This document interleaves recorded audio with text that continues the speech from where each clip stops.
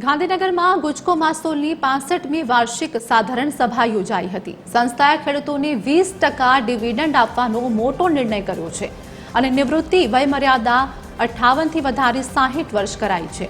વર્ષ 2025-26માં સંસ્થાએ 11,479 કરોડ રૂપિયાનું ઐતિહાસિક ટર્નઓવર અને 152.63 કરોડ રૂપિયાનો ગ્રોસ પ્રોફિટ કર્યો છે, જ્યારે કરવેરા બાદ 60 કરોડ રૂપિયાનો નફો થયો છે। આ બેઠકમાં ખેડૂતોને ખાતર વિતરણ, ટેકાના ભાવે ખરીદી, ડ્રોન ટેકનોલોજીના ઉપયોગ અંગે પણ મહત્વની ચર્ચા કરવામાં આવી હતી। આ સાથે જ ગુજકો નામથી નવી બ્રાન્ડ લોન્ચ કરવાનો અને મોલનો વ્યાપ વધારવાનો પણ નિર્ણય લેવામાં આવ્યો છે।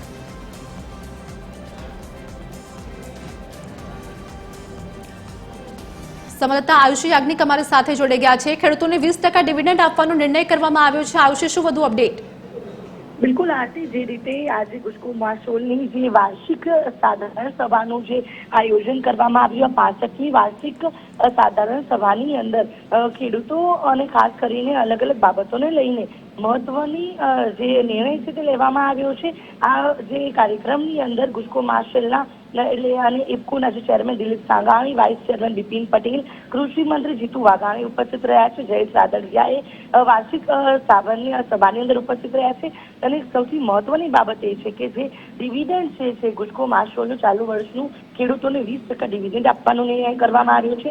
સંસ્થાના રિઝર્વ અને અન્ય ફંડમાં 61.88 કરોડનો વધારો, જ્યારે રિઝર્વ ફંડમાં 216 કરોડ સુધી પહોંચ્યું છે તેવું પણ તેમના દ્વારા ઉલ્લેખ છે તે કરવામાં આવ્યો છે। ખેડૂતોને ખાતર વિતરણમાં નોંધપાત્ર કામગીરી જે છે કરવામાં આવી છે। 17.59 લાખ મેટ્રિક ટન ખાતરનું વિતરણ કરવામાં આવ્યું છે।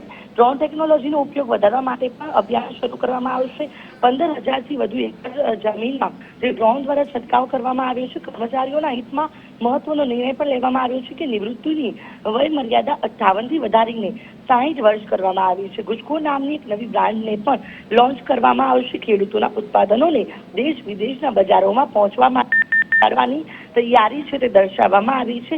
ગુજકો મોલ પ્રોજેક્ટ છે તે અંતર્ગત અમદાવાદ, વડોદરા, સુરત, જામનગર એમ કુલ 7 મોલ કાર્યરત કરાયા છે અને અન્ય શહેરોમાં પણ આ મોલનો વ્યાપ વધારવા માટેનો ઉલ્લેખ કરવામાં આવ્યો છે। જી આભાર આયુષી, અમારી સાથે જોડાવા બદલ સમગ્ર માહિતી આપવા માટે।